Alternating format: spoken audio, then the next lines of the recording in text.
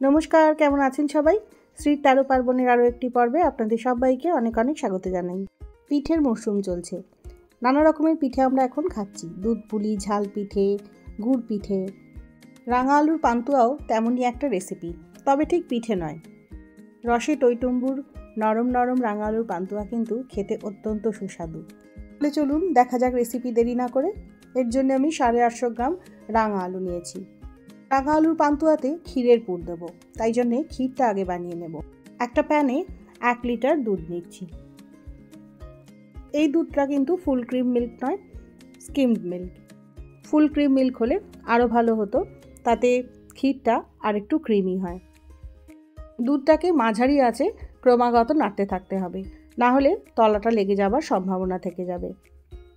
কখনো আঁচ বাড়িয়ে কখনো আঁচ কমিয়ে দুধটাকে ক্রমাগত জাল দিয়ে বেশ খানিকটা কমিয়ে নিয়েছি। এবার এর মধ্যে দিয়ে দেব 4 চা চামচ ভর্তি মিল্ক পাউডার। মিল্ক পাউডারটা ভালো করে দুধের সাথে মিশিয়ে নিচ্ছি।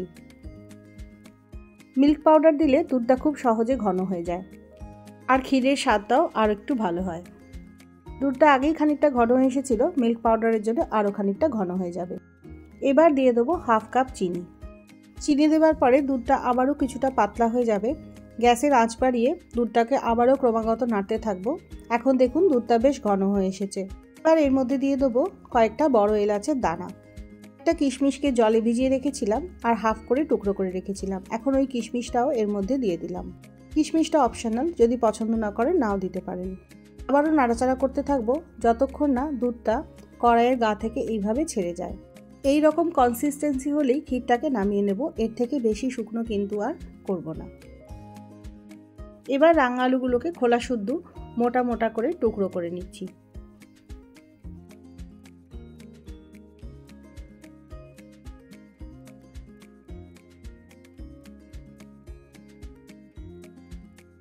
সব রাঙা আলুগুলোকে একটা প্রেসারের মধ্যে নিয়ে নেব। তারপরে পরিমাণ মতো জল দিয়ে রাঙা আলুগুলোকে সেদ্ধ করতে হবে। রাঙা আলুগুলোকে আমি 2টো হুইসেল দিয়ে সেদ্ধ করে নিয়েছি। ততক্ষণে রাঙা আলুগুলো ঠান্ডা হবে, ততক্ষণে আমি একটা রস বানিয়ে নেব। তার জন্য আরও একটা প্যানে দিয়ে দিচ্ছি 1 কাপ চিনি, আর দিয়ে দেবো 1.5 কাপ জল। রাঙা আলুর পান্তুয়ার জন্য খুব বেশি ঘন রসের প্রয়োজন নেই। মাঝারি আঁচে চিনির শিরাটাকে ফুটিয়ে ঘন করে নিতে হবে, যতক্ষণ না একটা হালকা তার তৈরি হচ্ছে। আঙুল দিয়ে এইভাবে চেক করলে দেখবেন একটা হালকা হালকা তার আসছে, তখনই জানবেন চিনি শিরাটা রেডি হয়ে গেছে। এবার এটাকে ঠান্ডা হতে দেব। প্রেসার কুকারের স্টিমটা যখন নিজে থেকে রিলিজ করে যাবে, তখন রাঙা আলুগুলোকে বের করে খোসা ছাড়িয়ে নেব। প্রেসার কুকার থেকে রাঙা আলুগুলোকে বার করার পরে কিন্তু খুব ভালোভাবে জলটা ঝরিয়ে নিতে হবে, তা না হলে পান্তুয়া গড়ার সময় খুব বেশি জল হয়ে যাবে। রাঙা আলু এমনিতেই নরম, তার উপরে যদি জল থাকে তাহলে কিন্তু পান্তুয়াগুলোকে গড়তে খুব সমস্যা হবে।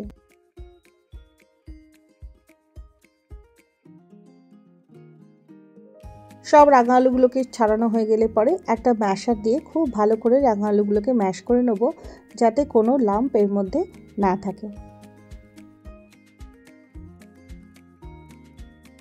বাইন্ডিংয়ের জন্য দিয়ে দেবো 1/3 কাপ ময়দা, আর দিয়ে দেবো 1/4 চা চামচ নুন। প্রথমে এই পরিমাণ ময়দা দিয়ে ভালো করে মেখে দেখব, যদি জল থাকে তাহলে আরও একটু ময়দা এর মধ্যে দেব। দেখুন এখনও মণ্ডটা বেশ জলজলে আছে, তাই আরও 1/4 কাপ ময়দা আমি যোগ করলাম। আবারও ময়দাটাকে ভালো করে রাঙা আলুর সাথে মিশিয়ে নেব। প্রয়োজনের অতিরিক্ত ময়দা ব্যবহার করবেন না, তাহলে কিন্তু পান্তুয়াগুলো খুব শক্ত হয়ে যাবে। রাঙা আলুর পান্তুয়ায় পুর ভরার জন্য যে ক্ষীরটুকু বানিয়ে রেখেছিলাম, তার থেকে এরকম ছোট ছোট লেচি কেটে নেব। এই রকম ক্ষীরের পুর বানিয়ে রাখলে কিন্তু পাটিসাপটার জন্যও পরে তা ব্যবহার করতে পারেন, কিংবা কোনো পিঠেও এই দিয়ে বানাতে পারেন অনায়াসে। এবার একটা ডিশে কিছুটা শুকনো ময়দা ছড়িয়ে নেব। রাঙা আলুর মণ্ড থেকে কিছুটা নিয়ে নিচ্ছি। প্রথমে শুকনো ময়দায় হালকা করে একটু কোট করে নেব, যাতে পান্তুয়াটা গড়তে সুবিধে হয়। এইভাবে হাতের সাহায্যে খানিকটা গোল করে নেব। এরপর মাঝখানে আঙুল দিয়ে চেপে একটা ক্ষীরের বল এর মধ্যে পুরে দেব। তারপর খুব ভালোভাবে এর মুখটাকে সিল করে দিতে হবে, যাতে পুরটা বেরিয়ে না যায়। হাতে মাঝে মাঝে একটু শুকনো ময়দা মাখিয়ে নেব, যে চ্যাটচ্যাটে ভাবটা হয় রাঙা আলু থেকে সেটা অ্যাভয়েড করার জন্য। হালকা হাতে ঘুরিয়ে ঘুরিয়ে এটাকে পান্তুয়ার শেপ দেব। একইভাবে সব রাঙা আলুর পান্তুয়াগুলোকে গড়ে নেব।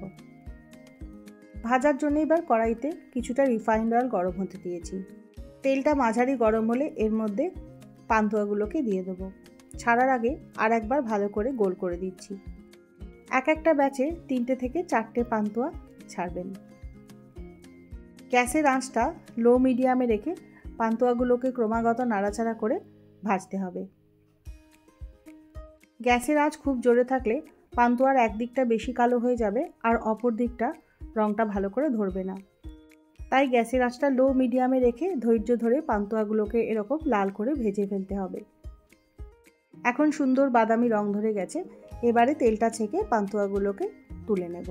বেশ কয়েকটা পান্তুয়া আমার ভাজা হয়ে গেছে। রসটা এখনও ঈষদুষ্ণ গরম আছে। এই অবস্থাতেই পান্তুয়াগুলো রসের মধ্যে দিয়ে দেব। তবে রাঙা আলুর পান্তুয়া রসের মধ্যে কিন্তু বেশিক্ষণ ডুবিয়ে রাখবেন না, তাহলে গলে যেতে পারে।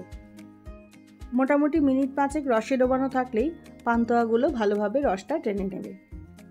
তারপর রস থেকে তুলে ফেললেই রেডি রাঙা আলুর পান্তুয়া। রাঙা আলুর পান্তুয়া রেসিপি আপনাদের কেমন লাগলো আমাকে জানাতে কিন্তু ভুলবেন না। যদি ভালো লাগে তাহলে লাইক, কমেন্ট, শেয়ার আর সাবস্ক্রাইব করবার অনুরোধ রইল। আবারও দেখা হবে পরের এপিসোডে। ততক্ষণের জন্য সবাই ভালো থাকবেন। বাই।